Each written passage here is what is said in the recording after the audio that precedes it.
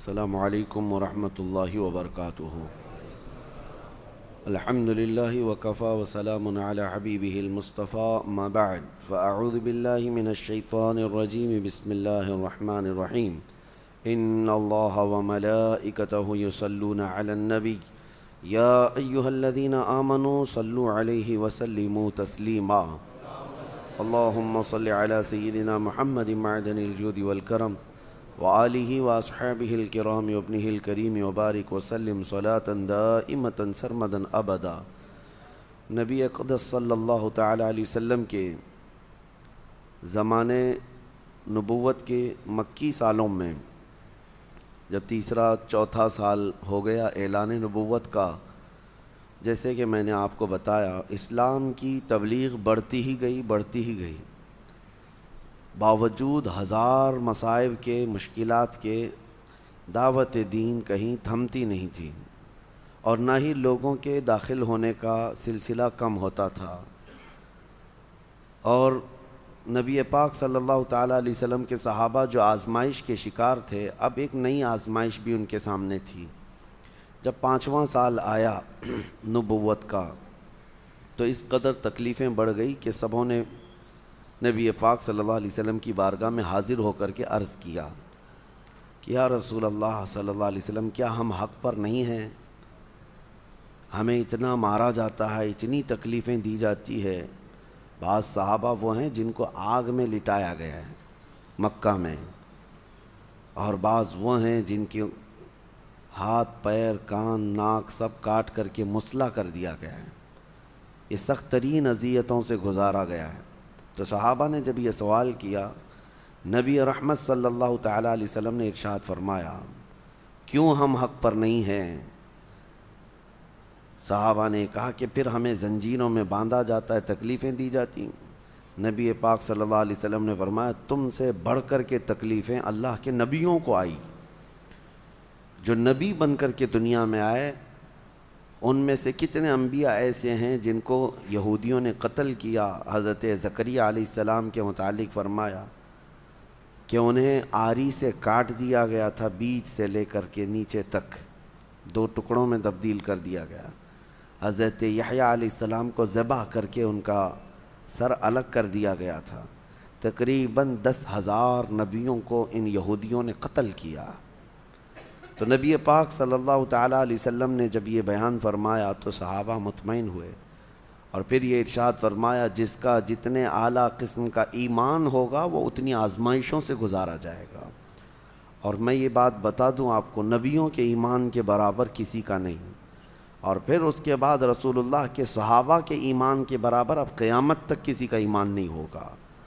ظاہر سی بات ہے آج جو ہم آزمائے جا رہے ہیں ان کی تکالیف کے سامنے یہ کچھ بھی نہیں ہے۔ لیکن یہ سلسلہ اس وقت سے چلتا آیا، تو پھر صحابہ نے عرض یہ کیا کہ یا رسول اللہ صلی اللہ علیہ وسلم ہمارے لیے کوئی راستہ عطا فرمائیں۔ تب حضور اکرم صلی اللہ علیہ وسلم نے سب سے فرمایا کہ تم ہجرت کر جاؤ۔ ہجرت 2 ہوئی ہیں، ایک پہلی ہجرت ہے یہ، یعنی نبوت کے 5ویں سال ہی حضور پاک صلی اللہ علیہ وسلم نے جو ہجرت فرمائی وہ نبوت کا 13واں سال تھا۔ یہ نبوت کے 5ویں سال ہی ہجرت ہوئی، لیکن یہ ہجرت مدینے کی نہیں تھی، یہ ہجرت حبشہ کی تھی، جس کو آج ایتھوپیا کہا جاتا ہے، افریقہ کا ایک ملک ہے۔ وہاں ایک رحم دل بادشاہ تھا جس کو نجاشی کہا جاتا تھا۔ وہ عیسائی تھا لیکن نرم دل تھا، عبادت گزار بھی تھا، اللہ اور آخرت پر یقین رکھنے والا، لیکن مذہباً عیسائی تھا۔ تو صحابہ اکرام کو حضور صلی اللہ تعالیٰ علیہ وسلم نے ارشاد فرمایا کہ تم سب یہاں سے ہجرت کر کے حبشہ چلے جاؤ، حبشہ کا جو والی ہے، جو بادشاہ ہے، وہ نرم دل ہے، وہ تمہیں پناہ دے گا۔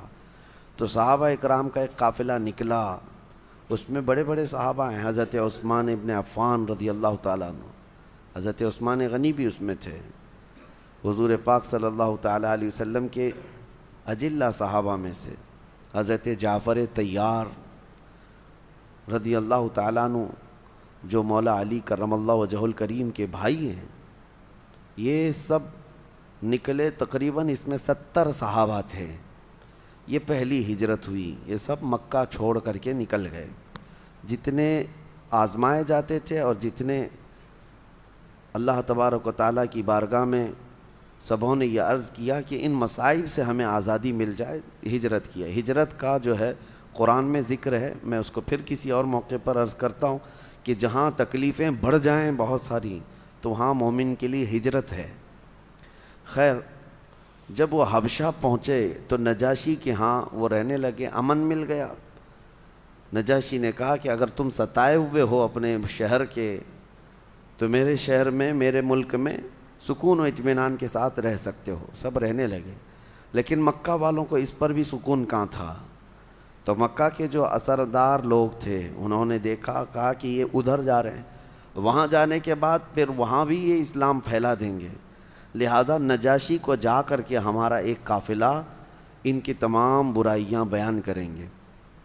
اور نجاشی چونکہ مکہ والوں سے پہلے سے اچھے تعلقات میں تھا, تجارتی تعلقات بھی ادھر سے ادھر سے اچھے تھے, تو مکہ والوں نے ایک قافلہ پھر سے بھیجا جس کی سرداری ابو سفیان کر رہے تھے. ابو سفیان ایک قافلہ لے کر کے وہ بھی وہاں حبشہ پہنچ گئے, اور چونکہ پیسے والے تھے, اثر والے تھے, نجاشی کے پاس جا کر کے ایک ریکویسٹ ڈالی کہ ہم ملاقات کرنے کے لیے آئے. نجاشی نے حاضر ہونے کے لیے کہا. جب حاضر ہوئے تو پوچھا کیا مسئلہ ہے, تو ابو سفیان نے کہنا شروع کیا کہ ہمارے مکہ میں ایک فتنہ پیدا ہو چکا ہے, لوگ اپنے پرانے دین سے نکل چکے, جس کی وجہ سے مکہ کے گھر گھر میں آج لڑائیاں ہیں, اور وہ سبب ہے, انہوں نے کہا, محمد صلی اللہ تعالیٰ علیہ وسلم کی وجہ سے. اور ہمارے شہر سے کچھ لوگ بھاگ کر کے آپ کے وطن میں آئے ہیں پناہ لینے کے لیے, اور آپ نے ان کو پناہ دے دیا ہے. وہ ہمارے دین سے نکلے ہوئے ہیں, جیسے آج کہتے ہیں نا دیش دروہی, دھرم ویرودھی, یہ تمام الفاظ اس وقت بھی تھے. یہ ہمارے ویرودھی لوگ ہیں, وطن چھوڑے ہوئے لوگ ہیں, لہذا ان کو آپ اپنے وطن میں رہنے کی کوئی اجازت نہ دیجیے. نجاشی انصاف پسند تھا, ابو سفیان سے بہت اچھے گہرے تعلقات تھے. کہا اچھی بات ہے, لیکن وہ لوگ آئے ہیں تو میں ان سے مل لیتا ہوں.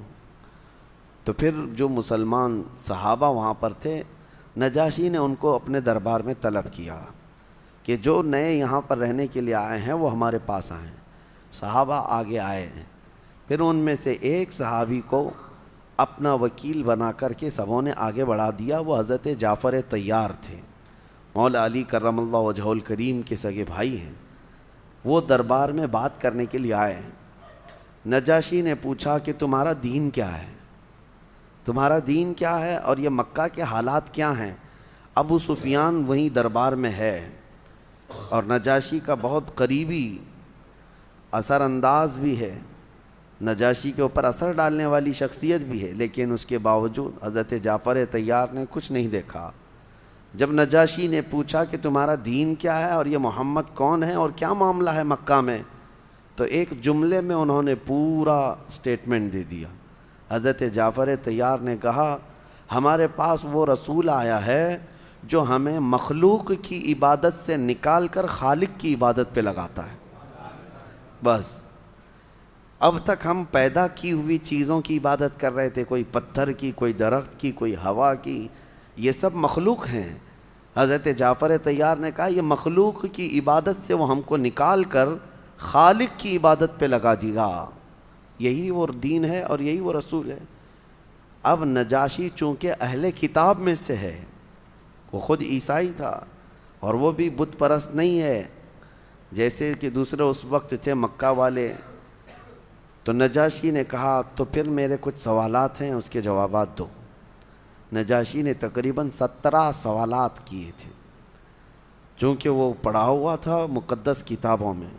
اس نے پوچھنا شروع کیا محمد صلی اللہ علیہ وسلم کے بارے میں. پہلے یہ بتاؤ کیا وہ کسی بادشاہ کے بیٹے ہیں یا بادشاہت یعنی ان کے باپ داداؤں میں ہے. تو حضرت جعفر طیار نے کہا نہ ان کے باپ بادشاہ تھے, نہ ان کے دادا بادشاہ تھے, وہ بادشاہ کی اولاد میں سے نہیں. پھر نجاشی نے پوچھا ان کے ماننے والے جو ایمان لاتے ہیں وہ بڑے بڑے پیسے والے لوگ ہیں یا غریب لوگ ہیں؟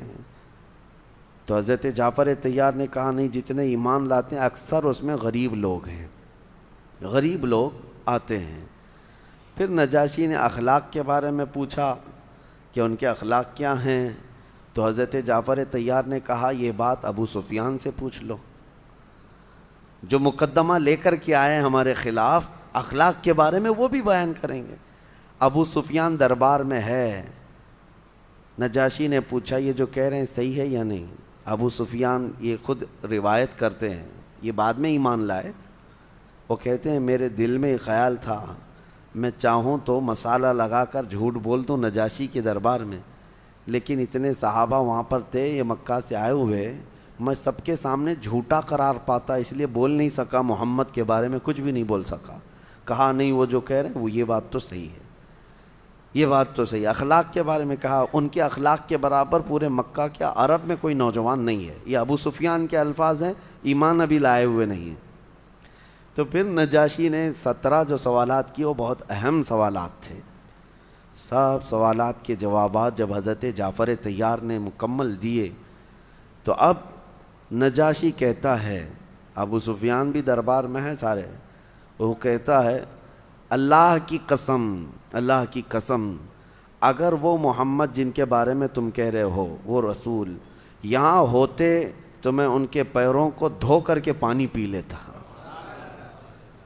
یہ نجاشی نے کہا کیونکہ وہ آخری رسول ہیں، وہ آخری رسول ہیں، اور جتنے سوالات میں نے کیے یہ سب میرے مقدس کتابوں میں علامات بتائی گئی ہیں کہ وہ آخری رسول، وہ بادشاہوں کی اولاد میں سے نہیں ہوں گے، نہ ہی وہ بادشاہت کی طلب کریں گے، ان کے ماننے والے غریب صحابہ ہوں گے شروعات میں، کہ وہ اسلام غریبوں سے ہی شروع ہوگا اور غریبوں میں ختم ہو جائے گا۔ یہ تمام علامات پہلے سے تھیں۔ اس نے یہ بھی پوچھا تھا کیا وہ صدقہ لیتے ہیں؟ کہا نہیں صدقہ نہیں لیتے۔ ہدیہ لیتے ہیں؟ ہاں ہدیہ لیتے ہیں۔ سب علامتیں جب فٹ ہو گئیں تو نجاشی نے صرف اتنا ہی نہیں کہا کہ وہ ان کے قدموں کو دھو کر پی لوں، بلکہ پھر اعلاناً یہ کہا کہ اے لوگو تم گواہ ہو جاؤ میں اس رسول پر ایمان لاتا ہوں۔ نجاشی جو وقت کا بادشاہ تھا، والی حبشہ تھا، غائبانہ طور پر وہ ایمان بھی لے آئے، اور اس کے بعد ابو سفیان بغیر کسی حصول کے واپس مکہ شرمندگی کے ساتھ آئے۔ مکہ والوں سے آ کر کہا، مکہ والوں نے پوچھا کیا ہوا؟ کہا محمد کا جادو تو وہاں بھی چل گیا۔ نعوذ باللہ من ذالک، یہ آج بھی اسی بات پر اڑے ہوئے رہتے ہیں کہ جہاں کہیں حقانیت ظاہر ہو جائے ان کو لگتا ہے یہاں پہ بھی جادو چل رہا ہے، وہاں پہ بھی جادو چل رہا ہے۔ بہرحال پھر نجاشی وہ ایسے مومن کہ ان کا انتقال ہوا، لیکن حضور صلی اللہ علیہ وسلم سے ان کی ملاقات کبھی نہیں ہوئی۔ صحابہ کے دور میں تھے، حضور کے دور میں رہے، لیکن نبی پاک صلی اللہ تعالیٰ علیہ وسلم سے ملاقات نہیں ہوئی، لہٰذا ان کو صحابہ میں نہیں شامل کیا گیا۔ صحابی نہیں ہے لیکن مقام بہت بلند ہے، جیسے حضرت اویس قرنی، حضرت اویس قرنی کا مقام ہے کہ حضور کے دور میں رہے لیکن رسول پاک سے ملاقات نہیں ہوئی۔ اسی طرح حضرت نجاشی انتقال ہوا، اس سے بڑی فضیلت کیا ہے کہ نبی پاک صلی اللہ تعالیٰ علیہ وسلم نے نماز جنازہ غائبانہ طور پر وہیں سے ادا فرمائی۔ جب نجاشی کا انتقال ہوا، نبی پاک صلی اللہ تعالیٰ علیہ وسلم نے اپنے ہی وطن میں غائبانہ ان کی نماز جنازہ بھی ادا کی۔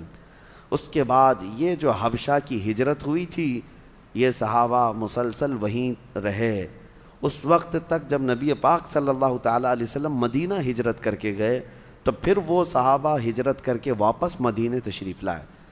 جو حبشہ گئی ہوئی جماعت تھی وہ پھر سے دوسری ہجرت کر کے، تو ان کو جو ہے 2 ہجرتوں والے صحابہ کہا جاتا ہے۔ تو یہ مکہ مکرمہ کی اذیتیں اور تکلیفیں جو ہوئیں، 5واں سال تھا۔ اب جب 7واں سال ہوا نبوت کا، اس وقت جو ہے میں بھی وہ تبلیغ اسلام کے طرق کے اوپر نہیں آیا کہ ہر سال کس طرح صحابہ ایمان لاتے رہے، یعنی لوگ اسلام میں داخل ہوتے۔ مدینہ طیبہ سے لوگ آتے تھے، پہلے 12 لوگ آئے، حضور پاک صلی اللہ تعالیٰ علیہ وسلم پر وہ ایمان لائے، پھر 70 کی جماعت آئی، پھر وہ سب کے سب ایمان لائے۔ واپس مدینے گئے، وہاں مدینے میں گھر گھر میں لوگوں کو دعوت دی۔ مدینے میں آلریڈی اسلام پھیل چکا تھا، لیکن نبی پاک صلی اللہ علیہ وسلم ابھی مدینے گئے نہیں تھے، مکہ ہی میں تھے۔ اسی دوران پھر مکہ والوں نے، دیکھیں ظلم کی ایک حد ہوتی ہے، ایک لمٹ ہوتی ہے، انہوں نے ہر لمٹ کراس کر دی تھی۔ پھر وہ وقت آیا کہ جب سارے لوگوں نے مل کر کے مکہ میں حضور صلی اللہ تعالیٰ علیہ وسلم اور ان کے خاندان پر ایسی پابندی لگا دی، سوشل بائیکاٹ کر دیا۔ اعلان ہو گیا تھا مکہ میں کہ محمد صلی اللہ علیہ وسلم اور ان کے گھر والوں کے ساتھ، جس میں ابو طالب تھے، جناب ابو طالب اور ان کے سارے خاندان والوں کے ساتھ کوئی میل جول نہیں رکھے گا، کوئی کھانا پانی ادھر سے ادھر نہیں کرے گا، ان سے کوئی لین دین نہیں ہوگا، نہ تجارت ہوگی، کچھ نہیں۔ یہ بائیکاٹ ایسا تھا کہ ایک گھاٹی ہے جس کو شعب ابی طالب کہا جاتا ہے مکہ میں، اس گھاٹی میں وہ محصور ہو گئے تھے۔ نبی پاک صلی اللہ علیہ وسلم، کھانے پینے کی چیزوں کی قلت اتنی بڑھ گئی تھی کہ رسول پاک صلی اللہ تعالیٰ علیہ وسلم ان ایام میں پتے کھاتے رہے، درختوں کے پتے کھاتے رہے اور چمڑے کو ابال کر کے اسی کو کھا لیا جاتا تھا۔ یہ ایام تقریباً 3 سال تک چلے۔ خود وہ مکہ والوں کو رحم آ گیا تھا، انہوں نے بیٹھ کر کے سارے لوگوں نے یہ میٹنگ کی کہ ہم لوگوں نے بہت زیادہ ان کے اوپر سختیاں کی ہیں کہ ہماری خاندان کے لوگ ہیں، قریش کے لوگ ہیں، اور وہ بھی والی کعبہ کے خاندان سے ہیں، متولی کعبہ کے خاندان سے ہیں۔ لیکن بعد میں سارے جو اچھی سوچ رکھنے والے تھے سبوں نے بیٹھ کر کے یہ بائیکاٹ کو ختم کرنے کا فیصلہ کیا، لیکن وہ بھی بائیکاٹ ختم ہونے کو 3 سال لگ گئے۔ 3 سال لگ گئے۔ 3 سال تک نبی رحمت صلی اللہ تعالیٰ علیہ وسلم نے ان کی اذیتیں برداشت کیں۔ بہرحال میرے عزیزو، مکہ کے 13 سال فلی اسٹرگل کے دور ہیں، ہر سال تکلیفیں، ہر سال مصیبتیں برداشت کی گئی ہیں۔ آج لوگ یہ کہتے ہیں حالات خراب ہیں، ایسے ہیں ویسے ہیں، بلکہ تم تو بہت مزے سے سو رہے ہو، بہت مزے سے کھا رہے ہو، اللہ تعالیٰ نے ہر نعمت تمہارے سامنے آسانی سے رکھی ہے۔ کیا ان صحابہ کے برابر نہیں بلکہ ان کا 5% بھی آج ہم نے اسٹرگل کیا ہے؟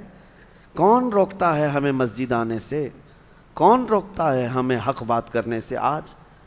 لیکن لوگ ایک گانا گاتے رہتے ہیں، عادت سی ہو گئی ہے کہ ظالموں کی حکومت ہے، آزادی نہیں ہے، فلاں ہے، یہ سب ہیلے بہانے ہیں۔ بہرحال اکا دکا جو وارداتیں ہوتی ہیں، تکالیف ہوتی ہیں، یہ ہم سب کے لیے عبرت ہے، ہم سب کے لیے عبرت ہے۔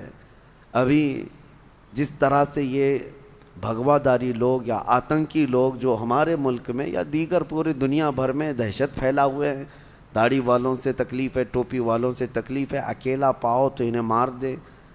ابھی جیسے کہ جو حالات ہمیں پہنچ رہے ہیں کہ کسی مسجد کے امام کو انہوں نے مارا، داڑھی کاٹ دیا، یہ ساری چیزیں نئی نہیں ہے ہمارے لیے، یہ کوئی نیو بات نہیں ہے۔ 1400 سال سے اسلام یہ دیکھتا چلا آیا ہے۔ لیکن مومنوں، ان تمام چیزوں سے گھبرانا نہیں ہے، بلکہ اپنے نبی پاک صلی اللہ تعالیٰ علیہ وسلم کی سیرت پڑھ لو، سینہ چوڑا ہو جائے گا۔ اور ہمیشہ میں یہ کہتا ہوں میرے عزیزو، اس کو لوگ آپشنلی سمجھتے ہیں، حضور کی سیرت، یہ کوئی میں کہانی نہیں سنا رہا، یہ کہانی نہیں سنا رہا، یہ قرآن کا حکم ہے۔ قرآن کا حکم ہے کہ تمہیں رسول پاک کی سیرت دیکھنا ضروری ہے، کیونکہ تمہارے لیے وہی آئیڈیل ہیں۔ اور مسلمان اگر نبی پاک کی سیرت کو نہیں جانتا اور نہیں سیکھتا تو پھر کس کی سیرت سیکھنے جائے گا؟ کس کے اخلاق سیکھے گا؟ تو سیرت مصطفیٰ صلی اللہ تعالیٰ علیہ وسلم کو جاننا ہر مسلمان کے لیے ضروری ہے، ہر مسلمان کے لیے۔ بغیر اس کے اس کا اسلام پہ عمل ہو ہی نہیں پائے گا۔ مجھے بتاؤ، تم نماز پڑھتے ہو، آج اللہ کا حکم ہے، لیکن کھڑے ہوتے ہو، ہاتھ اٹھاتے ہو، باندھتے ہو، رکوع میں جاتے ہو، سجدے میں جاتے ہو، یہ طریقہ قرآن میں کہاں ہے؟ کہاں ہے قرآن میں؟ اللہ نے فرمایا اقیم الصلاۃ، تم نماز قائم کرو، لیکن تمہیں نماز قائم کرنا کیسے ہے یہ سیرت مصطفیٰ سے پتہ چلے گا۔ یہ میرے آقا کی سیرت پڑھنی پڑے گی کہ میرے آقا ایسے کھڑے ہوتے، ایسے جھکتے، ایسے سجدے میں جاتے۔ تو نبی پاک صلی اللہ علیہ وسلم کی سیرت کو ہٹاؤ تو دین کھوکھلا ہے، دین میں پھر کچھ نہیں رہے گا۔ تمہیں ہر چیز کا اگر تفصیلی جواب چاہیے تو نبی پاک صلی اللہ علیہ وسلم کی سیرت ضروری ہے۔ لوگوں کو ایسا لگتا ہے کہ یہ کوئی آپشنلی چیز ہے، نہیں، یہ ہمارے لیے فرض عین ہے، ہر مسلمان کے لیے سیرت مصطفیٰ سیکھنا۔ اللہ کریم ہمیں نبی پاک صلی اللہ علیہ وسلم کی سیرت پر چلائے اور آخری سانس تک میرے آقا صلی اللہ علیہ وسلم کے سچے غلاموں میں ہمارا شمار فرمائے۔ وآخر دعوانا ان الحمد للہ رب العالمین۔